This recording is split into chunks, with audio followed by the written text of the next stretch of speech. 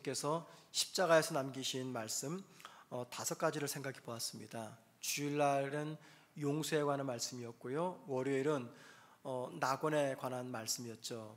너가 나와 함께 낙원에 이르리라. 그리고 화요일날에는 주님이 요한에게 어머니 마리아를 맡기는 말씀, 보라 내 어머니라. 그리고 수요일날에는 엘리 엘리 라마 사박다니, 나의 하나님 나의 하나님 어찌하여 나를 버리십니까? 라는 절규였습니다. 그리고 어제는 내가 목마르다 라는 말씀이었어요. 자, 오늘은 십자가에서 7마디 중에 6번째를 좀 생각해 봅니다. 그 6번째 말씀은 내가 다 이루었다 라는 말씀입니다. 도대체 주님이 무엇을 이루셨기에 십자가에서 다 이루었다 라고 말씀하셨을까요? 마가복음 10장 45절을 우리 한번 다 같이 읽습니다. 시작. 인자가 온 것은 도리어 섬기려 하고 자기 목숨을 많은 사람의 대속물로 주려 함이니라. 자, 이 말씀은요, 주님이 인간의 몸을 입고 이 땅에 오신 목적이 무엇인가를 말씀하는 내용이죠. 주님이 이 땅에 오신 목적은 인간의 죄를 대속하기 위한 대속물이 되기 위해서 오셨습니다. 그렇기 때문에 주님이 십자가에서 내가 다 이루었다 라는 이 말씀은요, 인류를 구원하시기 위한 하나님의 구원 계획을 당신이 십자가에서 죽으심으로 다 성취하셨다, 다 이루었다 라는 승리의 말씀입니다.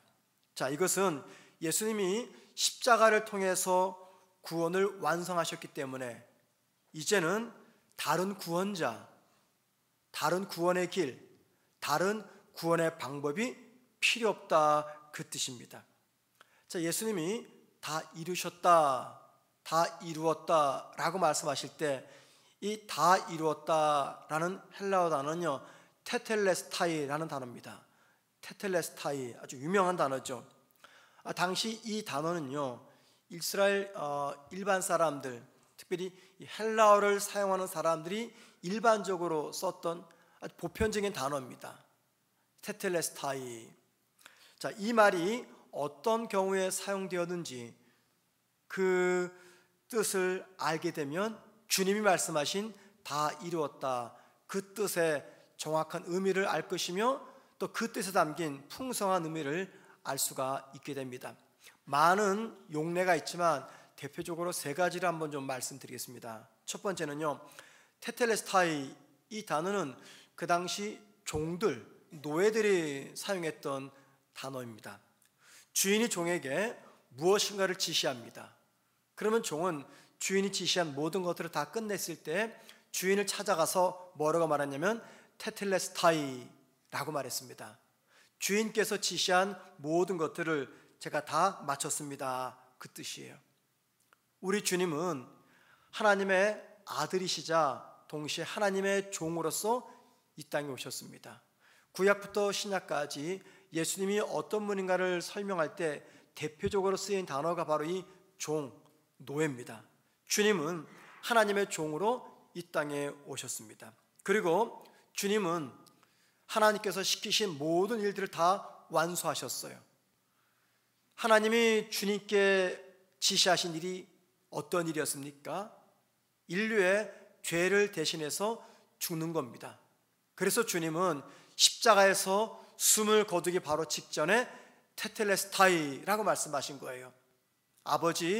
아버지께서 저에게 지시하신 모든 일들을 제가 다 마쳤습니다, 그 뜻이죠. 이거는 승리의 외침입니다. 자, 두 번째, 당시 화가들은요, 자신의 그림 작품을 다 끝났을 때, 다 그렸을 때 그 그림을 보면서 테텔레스타이라고 말했다고 합니다. 그 뜻은 마침내 나의 작품이 완성되었다, 마침내 그림을 끝냈다, 그 뜻이죠. 구약 성경 보면은요, 우리가 잘 이해할 수 없는 많은 의식들, 제사들, 혹은 절기들, 예언 등등이 나옵니다. 그 의미가 무엇인지 솔직히 정확히 이해가 안 됩니다. 여러분, 구약 성경에 기록되어 있는 많은 제사, 의식, 절기, 예언, 말씀, 이런 것들 왜 잘 이해가 되지 않는 것일까요? 그것은 그것들이 말씀하는 바가 아직 분명히 완성되지 않았기 때문이에요. 완성되었다면 완성된 그걸 보면서 이 의식과 이 제사가 그리고 이 예언이 바로 이런 뜻이구나 이해가 되잖아요. 그런데 이런 것들이 말씀하시는 바가 아직 완성이 되지 않았기 때문에 이해를 할 수가 없는 겁니다. 그래서 구약에 나와 있던 이 의식, 제사, 절기, 예언 이런 것들을 가리켜서 워런 워러스비 목사는 이런 말을 합니다. 이런 것들은 그늘 속에 있는 하나님의 화랑이다. 하나님의 화랑, 그늘 속에 있는 하나님의 화랑이다. 이런 표현을 썼어요. 이게 무슨 말이냐면은 화랑에 그림이 걸려 있습니다. 그런데 그 그림이 어두운 그늘에 걸려 있으면 그 그림의 윤곽과 의미를 온전히 깨달을 수가 있겠습니까? 잘 알지 못합니다. 자, 그런데 어두운 그림 속에 걸려져 있는 그 그림에 한 줄기 빛이 비춥니다. 그럼 어떻게 될까요? 그 그림의 윤곽이 뚜렷이 드러나죠. 그러면 그 그림의 의미가 무엇인지를 알게 됩니다. 자, 이 그늘 속에 있는 화랑의 그림이 구약의 예언, 절기, 의식, 제물, 제사 이런 거리라면요, 그 화랑의 그림에 비추는 환한 빛, 그 환한 빛은 예수님께서 이 땅에 오셔서 하신 일, 그게 뭡니까? 십자가의 죽음입니다. 십자가의 죽음.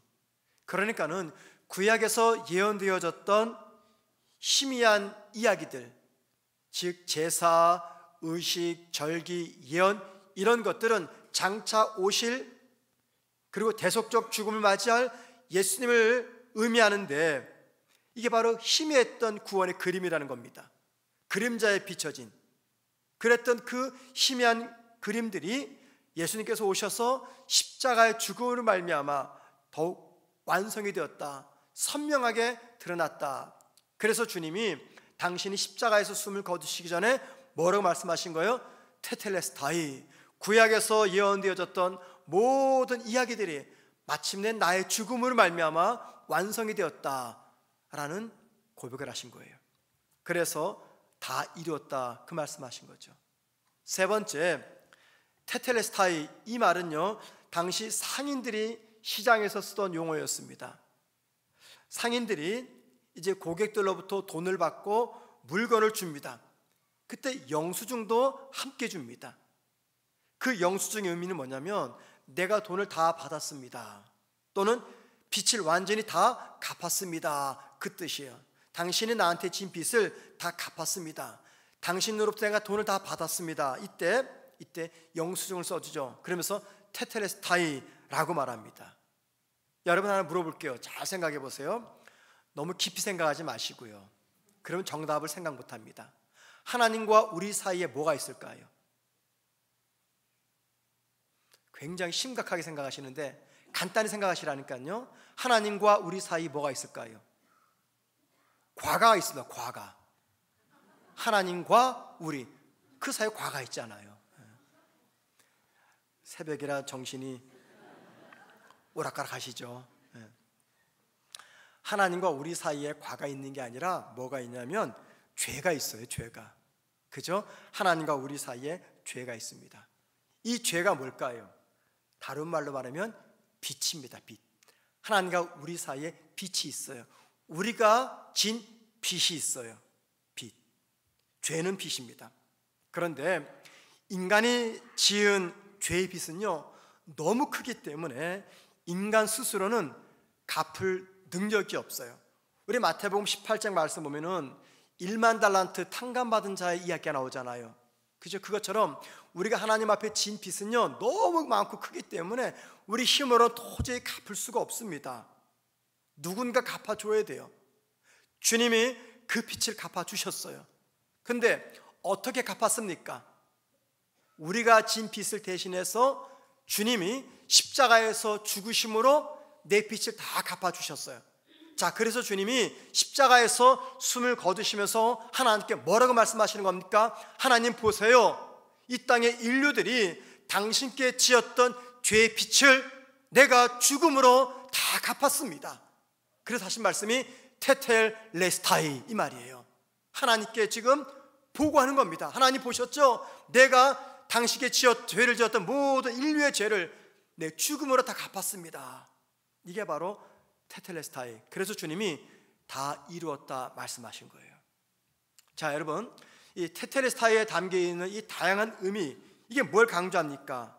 인간을 죄로부터 구원하시려는 하나님의 구원 계획이 예수님의 십자가 죽음으로 마침내 완성이 되었다라는 것을 강조합니다. 자, 그렇기 때문에 잘 들으셔야 됩니다. 주님께서 완성하신 이 구원에다가 무엇인가를 덧붙이려고 하면 큰일 납니다. 만약에 예수님의 십자가의 죽음에다가, 만약에 예수님께서 십자가로 죽음으로 만드신 그 구원의 완성에다가 무엇인가를 조금이라도 덧붙이게 되면은 그건 거짓 복음입니다. 그건 이단입니다. 그래서 이에 대해서 영국의 유명한 설교자였던 스펄전 목사는 다음과 같은 말을 남겼어요. 잘 들어보세요. 그리스도가 하나님의 보물 창고에 지불하신 값비싼 몸값에 왜 당신의 가짜 동전 한 입을 더하려고 하는가? 아주 의미심장한 말입니다. 만일 예수님께서 십자가 죽음으로 완성하신 그 구원에다가 사람들이 무엇인가를 조금이라도 더 덧붙이려고 하면요, 이건 거짓 복음이며 이건 이단인 것입니다. 바울이 거짓 교사들과 치열하게 다퉜어요. 바울이 무슨 이유 때문에 교회에 들어온 거짓 교사들과 치열하게 싸우고 다퉜습니까? 거짓 교사들은요, 예수님을 부인하지 않았습니다. 그런데 그들은 말하기를 예수님이 십자가 죽음으로 이루신 그 구원, 그것만으로는 부족하다는 거예요. 거기에다가 율법을 지키는 인간의 행위, 선한 행위를 하는 인간의 행위, 이게 더해져야지 우리의 구원은 완성된다라고 주장하는 겁니다. 바울은 이런 잘못된 가르침에 맞춰서 치열하게 싸웠던 겁니다. 생각해 보세요. 만약에 율법을 지키고 선한 행위를 해야지 우리의 구원이 완성된다라고 한다면 예수님이 굳이 인간의 몸을 빌어 이 땅에 오셔서 십자가에서 죽을 필요가 없는 것이죠. 종교다운주의가 말하는 것처럼 굳이 예수를 믿지 않아도 다른 종교를 믿어도 하나님께서 준비하신 구원에 도달할 수 있다라고 한다면 하나님이신 주님이 굳이 인간의 몸을 입고 이 땅에 오셔서 십자가에서 죽을 필요가 없는 겁니다. 만일 인간이 율법을 잘 지키고 선한 행위를 하고 다른 종교를 믿고 구제하고 금식하는 종교 행위로서 구원받을 수 있다면 예수님은 공연히 돌아가신 것이 됩니다. 그런데 주님이 십자가에서 숨을 거두시면서 테텔레스타이, 다 이루었다 외치신 것은요, 주님의 죽음에다가 무엇인가를 더해야 구원이 완성된다라고 말하는 이 가르침이 거짓임을 밝히는 겁니다. 여러분, 요즘 신학교에서요, 이 종교다운주의를 가르칩니다. 물론 우리 총신은 가르치지 않아요. 종교다운주의를 주장하는 교수가 있으면 교수가 박탈됩니다. 그런데 다른 교단에서, 이름만 대면 알 수 있는 교단에서는요, 이 종교다운주의를 가르쳐요. 목회자들이 신학교에서 꼭 예수를 믿지 않아도 다른 종교를 믿어도 하나님께서 예비하신 구원의 산에 올라갈 수 있다라고 배웁니다. 그런데 막상 목회 현장에서는 배운 대로 가르치지를 못해요. 왠지 아십니까? 성도들의 믿음이 목회자보다 더 순수하고 진실되기 때문에 이 종교다운주의를 가르쳤다가는 목사가 쫓겨나거든요. 그래서 신학교에서 배운 대로 목회하지 못합니다. 이게 얼마나 이율배반적입니까? 주님께서 십자가에 숨을 거두시면서 테텔레스타이라고 말씀하신 것은 주님의 죽음에다가 그 어떤 것도 더해서는 안 된다는 것을 말씀합니다. 만약에 누군가가 주님의 십자가 죽음으로 완성해 놓으신 이 구원의 작품에다가 손을 댄다면 하나님은 결코 용납하거나 용서하지 않으실 겁니다.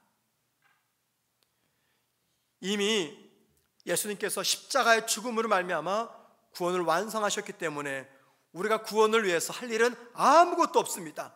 아무것도 없어요. 그렇지만 여러분, 비록 그럼에도 불구하고 우리가 꼭 기억할 것이 있어요. 비록 구원은 완성되었지만 완성된 구원이 저와 여러분에게, 인류에게 적용되기 위해서는요, 우리가 두 가지를 꼭 기억하셔야 돼요. 두 가지.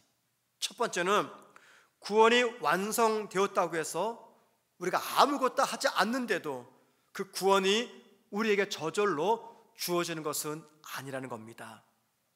우리가 해야 될 일이 있어요. 그게 뭡니까? 진정한 회개죠. 진정한 회개.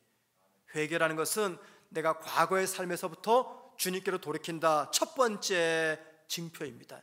진정한 회개와 함께 주님이 날 위해서 돌아가셨다는 이 사실을 믿고 받아들이는 겁니다. 구원에 있어서 이 과정이 왜 필요할까요? 그 필요한 이유가 있습니다. 구원은 전적인 하나님의 선물입니다. 그래서 바울은 에베소 2장 8절에서 구원에 관해서 이렇게 말합니다. 다 같이 읽습니다. 시작. 너희는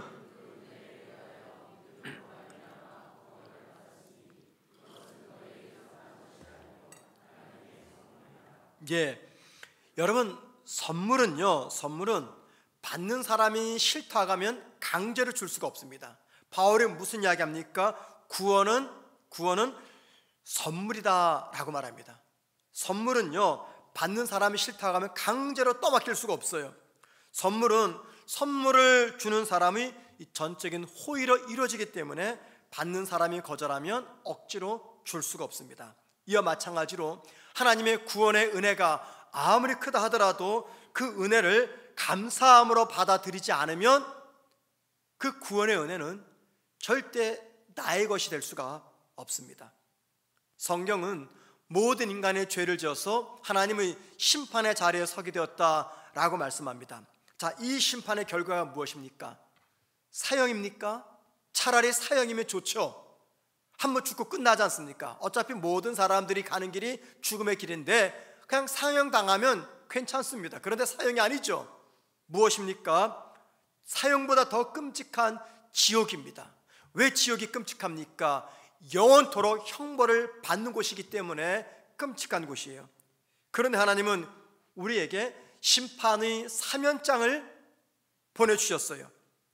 우리의 죄 사함을 위해서 당신의 아들을 십자가에서 죽게 하시면서 그것을 근거로 우리의 모든 죄가 용서받을 수 있는 길을 제시해 주셨습니다. 주님이 우리를 위해서 죽으셨고 하나님의 용서가 강물처럼 흐른다고 하여도 이 은혜를 끝까지 거부하는 사람들에게는요, 다른 대안이 없습니다. 구원의 효력이 약해서가 아니라 그 사람이 그것을 끝까지 거절하기 때문에 선물인 하나님의 구원의 은혜가 그 사람에게는 절대 임할 수가 없습니다. 결국 그 사람은 자신의 죄 가운데서 죽어야 됩니다. 그 결과는 사망이라고요? 육체적인 사망입니까? 아닙니다. 그 결과는 하나님과의 영원한 분리인 지옥입니다. 하나님은 인간에게 자유의지를 주셨어요. 인간을 창조할 때부터 자유의지를 주셨어요. 그리고 하나님은 인간의 자유의지를 존중하십니다. 그렇기 때문에 이 구원의 선물을 받아들이고 말고는 개인의 자유의지, 선택에 달려 있습니다. 이것을 거절하는 사람은 인생의 가장 중요한 축복을 놓치게 됩니다. 혹 여러분 가운데 그럴 리 없겠지만 혹시라도 만약 여러분 가운데 아직까지 구원의 선물을 받지 못한 채 교회 생활하는 분이 계시다면은 더 늦기 전에 마음을 열고 회개하시기 바랍니다. 진심으로 회개하시기 바랍니다.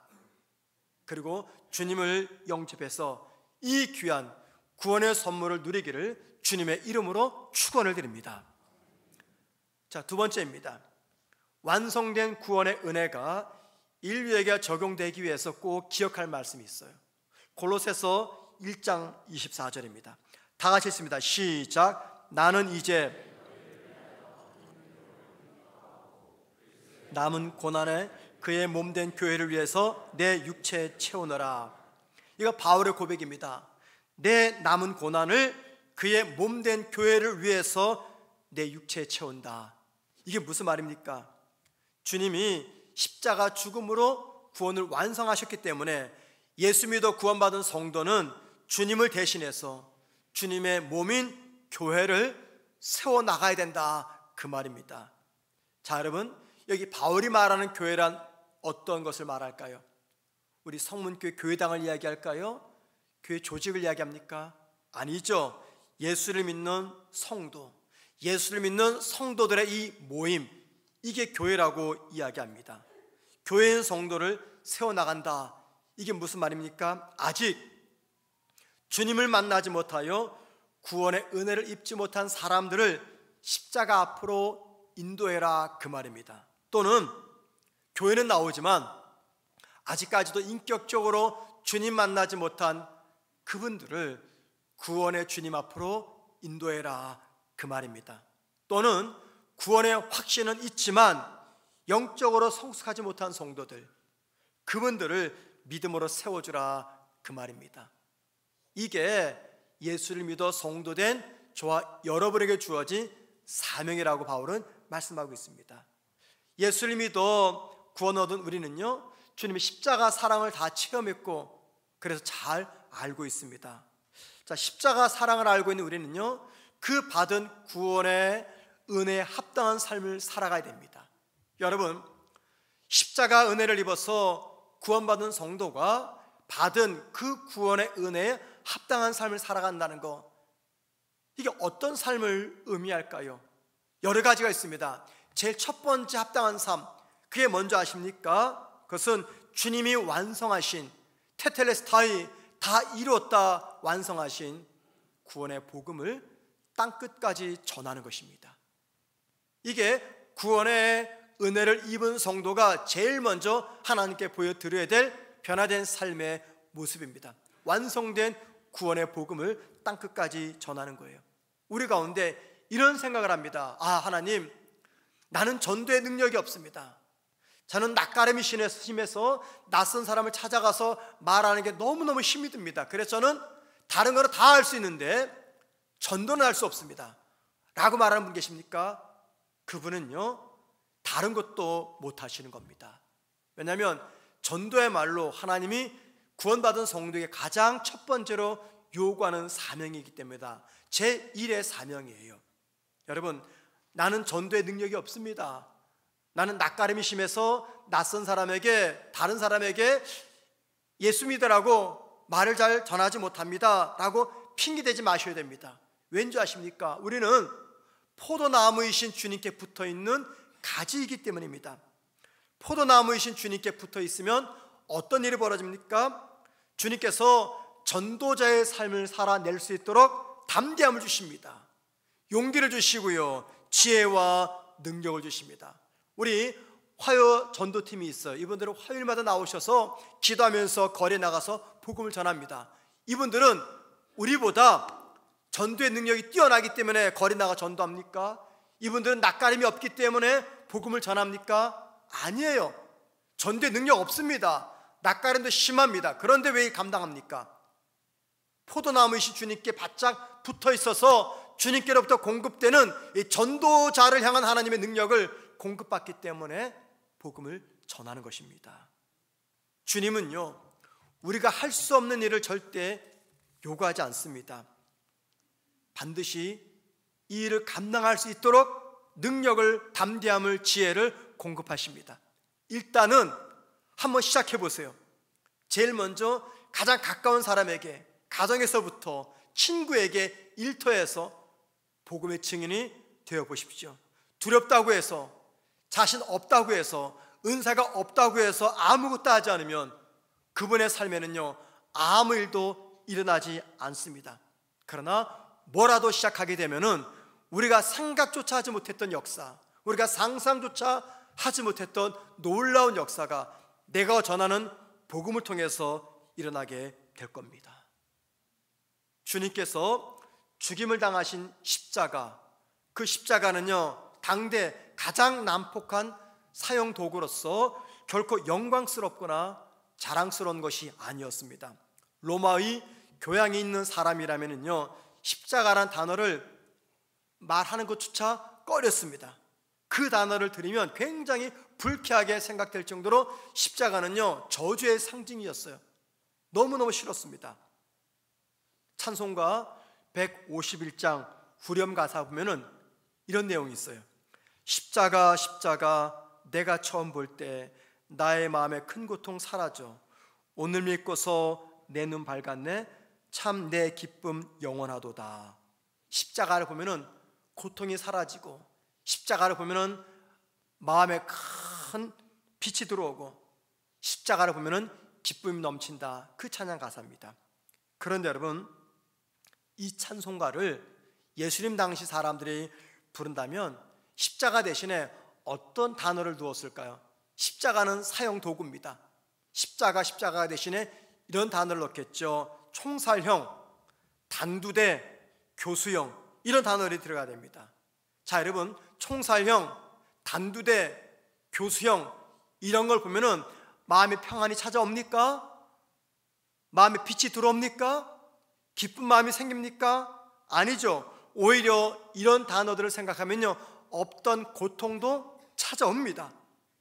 그런데 주님은 당시 사람들이 생각조차 하기 싫었던 끔찍한 십자가를 통해서 인류를 구원하시려는 하나님의 역사를 완성하셨습니다. 이제는 십자가의 사랑 입은 우리들이 주님께서 완성하신 십자가 구원을 땅끝까지 전하는 이 선교적 삶을 살아내야 됩니다. 여러분, 주님께서 십자가를 통해서 하나님의 구원의 길을 만드셨다. 이게 굉장히 중요한 교훈을 저와 여러분이 전해줍니다. 여러분, 선교적 삶을 살아가는데 내 삶의 형편이 어떠하든지 이건 아무 의미 없습니다. 중요하지 않습니다. 내가 가난하든지, 내가 부유하든지, 내가 병약하든지, 건강하든지, 내가 지혜롭든지, 내가 미련하든지, 내 삶의 환경은요, 아무 의미가 없습니다. 왜요? 가장 저주스러운 십자가를 통해서 우리 주님은 구원의 길을 완성하셨기 때문입니다. 그렇기 때문에 이 구원의 도를 전하는 저와 여러분의 삶은요, 아무 의미가 없습니다. 내가 능력이 없다고 핑계대지 마십시오. 내가 말주변이 없다고 회피하지 마십시오. 내가 용기가 없다고, 내 은사가 아니라고, 자신이 없다고, 다 이루신 구원의 복음을 전하는데 도망치지 마십시오. 내 삶의 환경, 내 마음의 상태 아무 의미가 없습니다. 왜냐하면 이 일은 내가 하는 것이 아니라 나를 통해서 주님이 하시기 때문입니다. 내가 순종해서 나가면 나를 통해서 하나님이 누군가를 살리시는 구원의 복음을 내 입을 통해서 증거하게 하십니다. 내가 조금도 상상하지 못했던 역사, 내가 생각조차 못했던 그 놀라운 역사가 내가 무심코 전하는 복음 한마디 때문에 내 삶에서 일어날 수가 있다는 겁니다. 주님은 가장 치욕스러운 십자가를 통해서 구원의 길을 완성하셨습니다. 주님은 테텔레스타이, 내가 다 이루었다 말씀하시면서 구원 계획이 완성되셨음을 선포하셨습니다. 자, 여러분, 인류를 구원하시는 하나님의 구원 계획이 완성되었습니다. 그런데 믿지 않는 나의 가족이, 내 친구가, 내 동료가, 세상 사람들이 복음을 듣지 않게 되면, 그리고 내가 그들에게 완성된 구원의 복음을 전하지 않게 되면 다 이루신 구원의 계획은요, 그들과는 아무런 관계가 없게 됩니다. 주님께서 다 이루시면 뭐합니까? 십자가의 완성을 말씀하시면 뭐합니까? 내 가족들이 이 복음을 듣지 않고 내가 전하지 않는데 다 이루신 복음이 무슨 의미가 있단 말입니까? 여러분 가족 중에 아직 이 복음을 듣지 못해서 주님을 만나지 못한 성도들이 있습니까? 가족이 있습니까? 그들에게 복음을 전하기가 두렵죠. 또 싸울까봐, 자녀들이 또 난폭해질까봐 염려돼서 자녀들에게, 배우자에게, 부모에게 함부로 복음을 전하지 못하고 전전긍긍합니다. 눈치만 살핍니다. 여러분, 그러다가 기회 지나가면 어쩌시겠습니까? 평생 후회할 겁니다. 가슴 치며 후회할 거예요. 장례식장에 펑펑 울면서 후회할 겁니다. 자녀들이 화를 내고, 배우자가 화를 내고, 이게 두려워서 복음을 전하지 않는다면은 다 이루었다 말씀하시는 주님의 그 말씀이 나와 내 가족들에게 무슨 의미가 있단 말입니까? 두려워하지 마세요. 걱정하지 마십시오. 하나님이 놀라운 역사를 통해서 그들의 마음을 부드럽게 만들 겁니다. 문제가 뭔지 아십니까? 우리가 먼저 부정적으로 접근하고 있고 내가 먼저 두려워 떨면서 입을 열어 복음을 전하지 못하는 것입니다. 주님이 테텔레스타이 말씀하셨어요. 이제 다 이루신 구원의 복음을 어떻게 할 것인가? 먼저 믿은 저와 여러분의 책임이 요구됩니다. 다 이루신 구원의 복음을 땅끝까지 전함으로 선교적 삶을 살아내는 저와 여러분 되기를 주의 이름으로 축원을 드립니다.